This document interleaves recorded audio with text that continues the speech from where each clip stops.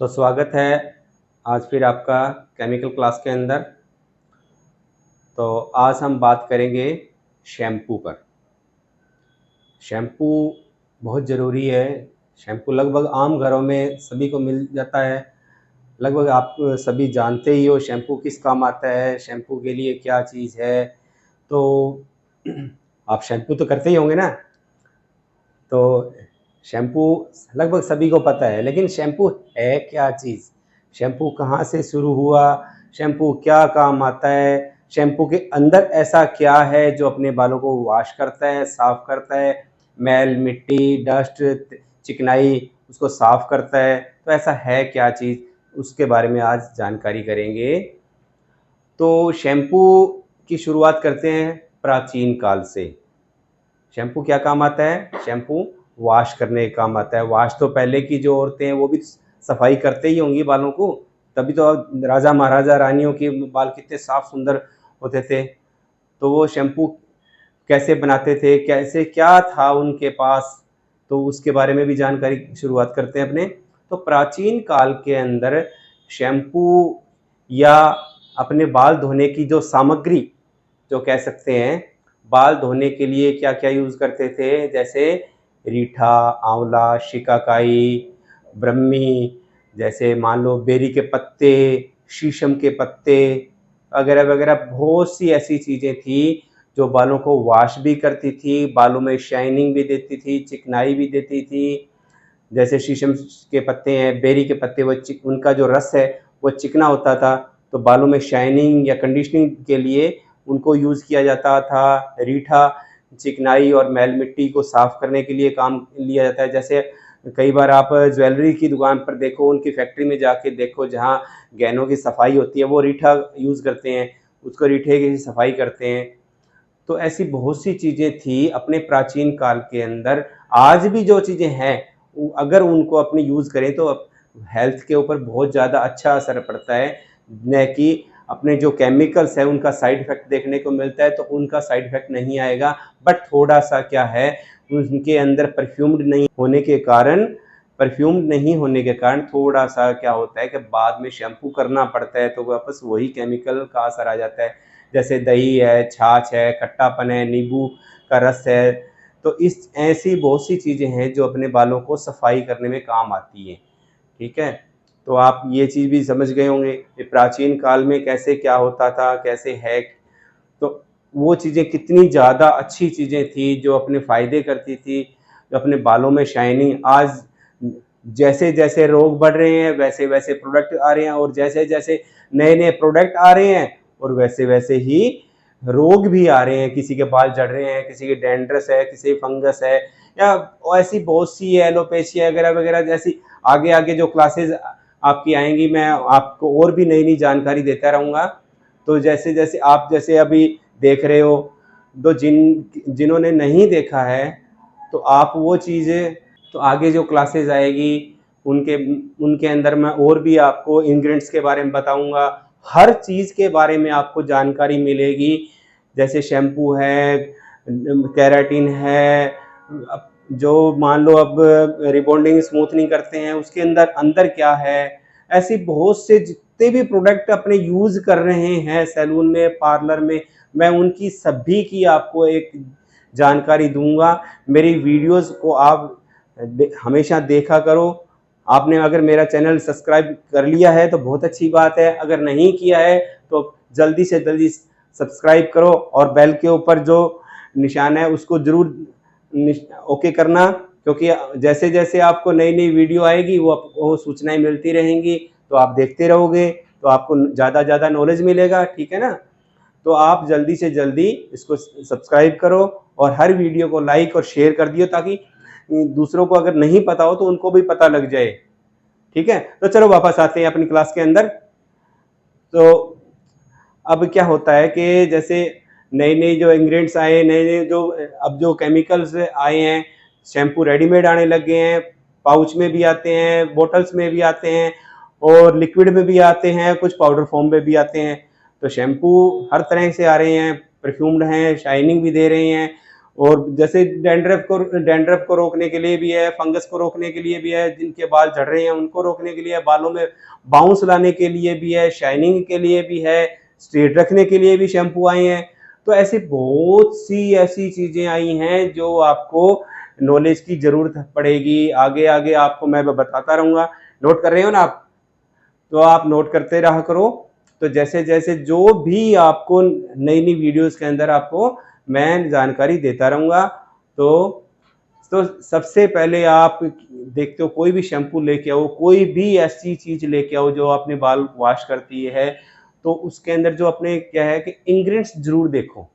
Ingredients अगर नहीं देते, लगभग क्या होता है कि लगभग सैलून पार्लर में ऐसी चीज़ें देखने को मिलती हैं कि उनको इंग्रेडिएंट्स के बारे में नॉलेज नहीं होता। इंग्रेडिएंट्स बहुत ही ज़्यादा ज़रूरी है। जब तक अपने को किसी भी चीज़ के बारे में नॉलेज नहीं है, किसी चीज़ के बारे में, अब जैसे मान लो किसी से फ्रेंडशिप कर रहे हैं, तो ये ऐसा तो नहीं है ना कि जैसे सीधे मिले उससे फ्रेंडशिप कर ली और ठीक है, हो सकता है कल को वो कोई क्रिमिनल हो सकता है कोई ऐसा कोई गलत आदमी हो जिससे अपने बाद में नुकसान हो। इसलिए उसके बारे में अपने को जानकारी होनी चाहिए। ये कौन लड़की है, कौन लड़का है, किस परिवार से है, किसके साथ रिलेशन है, कहाँ है, कैसा है। ऐसा तो नहीं बस ठीक है शक्ल सुंदर देखी और आप फ्रेंडशिप कर लो, ऐसा नहीं होना चाहिए। शक्ल पे मत जाओ, सूरत पे नहीं सीरत पे जाओ। उसकी सीरत क्या है, उसकी फ्रेंड सर्कल क्या है, उसका खानदान क्या है, उसका परिवार क्या है, किसके साथ उठना बैठना है, तो ही फ्रेंडशिप करो। ठीक है ना? तो अपने प्रोडक्ट्स के साथ भी तो अपनी फ्रेंडशिप होगी, तभी तो उसको उसका फायदा ले पाएंगे ना। तो कोई भी चीज़ है उसके बारे में आपको इंग्रेडिएंट्स की बहुत ज़्यादा ज़रूरी है। तो सबसे पहले कोई भी शैम्पू उठा के देखो, उसके अंदर आपको क्या मिलेगा। सबसे पहले आपका एक्वा मिलेगा आपको देखने के लिए। सबसे पहले मिलेगा आपको एक्वा। एक्वा है क्या चीज़? अभी मैंने पिछली वीडियो के अंदर आपको बताया था, स्पा के अंदर, उसके अंदर ये मीनिंग आया था एक्वा। एक्वा क्या होता है? गर्म पानी करके जो ठंडा हो गया हो, मिनरल्स उसका ख़त्म हो गए हो, बिल्कुल बिल्कुल डिस्टिल वाटर, जैसे भाप बन के जो पानी इकट्ठा होता है ना, वो पानी एक्वा। उसके अंदर कोई ऐसा खनिज वगैरह कुछ नहीं होता, सब बिल्कुल साफ न्यूट्रल।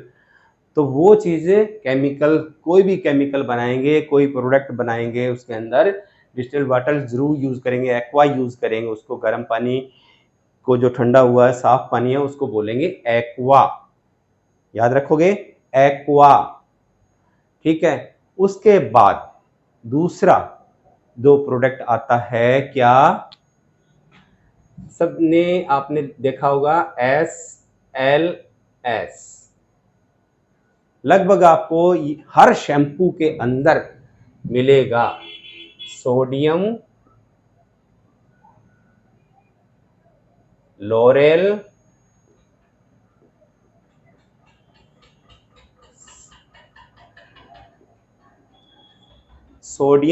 सल्फेट।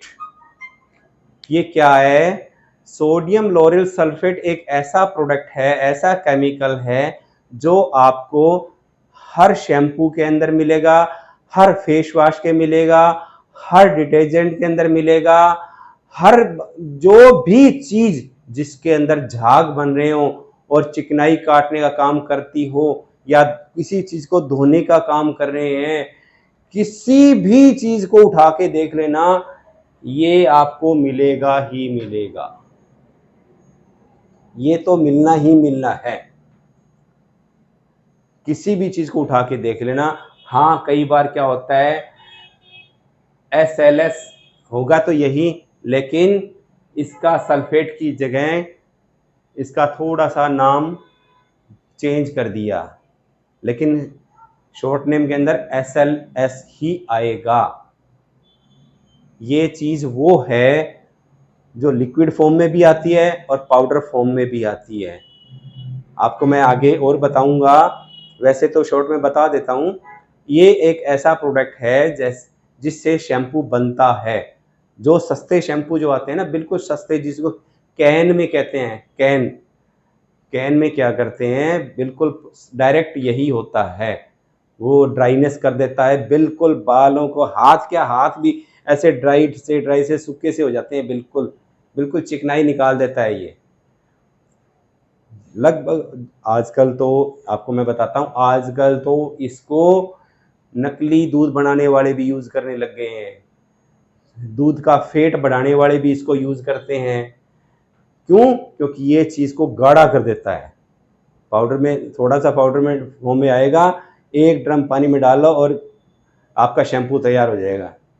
इतना गाढ़ा कर देता है ये, जबकि बहुत ज़्यादा मात्रा के अंदर ये स्वास्थ्य के लिए हानिकारक ही है। अगर लिमिट में होगी कोई चीज़ तो चलो काम तो आएगी, लेकिन अति ज़्यादा वो जो चीज़ होगी वो नुकसान ही करेगी। ठीक है, आपको समझ में आ गया? SLS, sodium lauryl sulphate.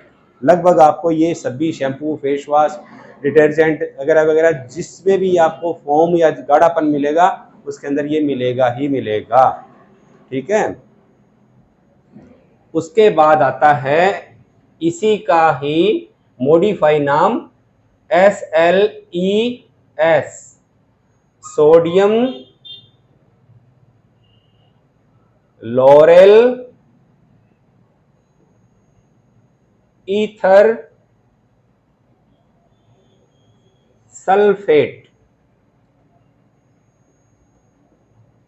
Sodium lauryl ether sulphate.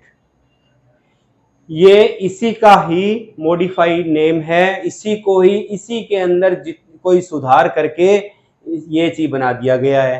काम दोनों का सेम ही है, यही काम ये करता है, यही काम ये करता है।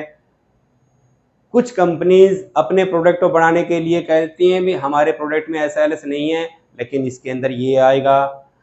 काम इसका यही है, गाढ़ापन करना, झाग बनाना, फोम बनाना, चीज यही है, सेम ही। इसमें कोई किंतु परंतु नहीं है, सेम यही चीज है। ठीक है, और इसी का ही थोड़ा सा जो सल्फेट शब्द है, इसी को थोड़ा सा बदल दिया, सैक्रोसेनेट।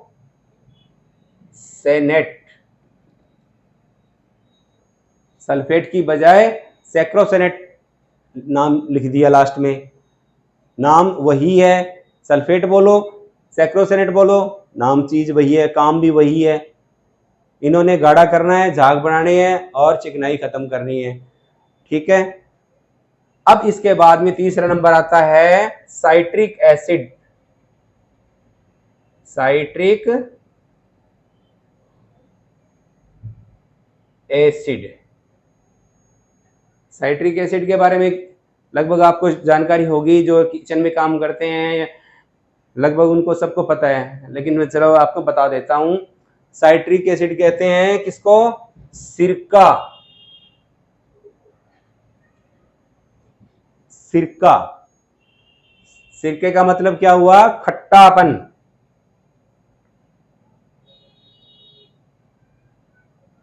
खट्टापन, ठीक है, खट्टापन, छाछ, खट्टा दही, नींबू, संतरा, जिसमें क्षार, एसिडिटी, खट्टापन है, साइट्रिक एसिड नाम दे देंगे। काम क्या करेगा? वही चिकनाई काटने का, मैल मिट्टी सफाई करने का। जैसे कई बार कहते हैं नींबू से वॉश किया, विम, विम के अंदर नींबू होता है ना, लगभग क्या है? खट्टेपन, खट्टेपन से सफाई होती है। ठीक है, आ गया आप तक ये सब आपको समझ में? ठीक है, अब आगे आगे जैसे भी आपको जैसी जैसी आगे क्लासेस चलती जाएंगी, आपको मैं छोटी छोटी वीडियो क्लिप डालता रहूंगा, ताकि आप बोर भी ना हो और आपका इंटरेस्ट बना रहे। तो आप जल्दी से जल्दी वीडियो को लाइक करो, शेयर करो और चैनल को सब्सक्राइब जरूर करो और सभी को बताओ, ताकि दूसरों को भी फायदा मिल सके। तो मिलता हूं नेक्स्ट वीडियो के अंदर आपको। बाय।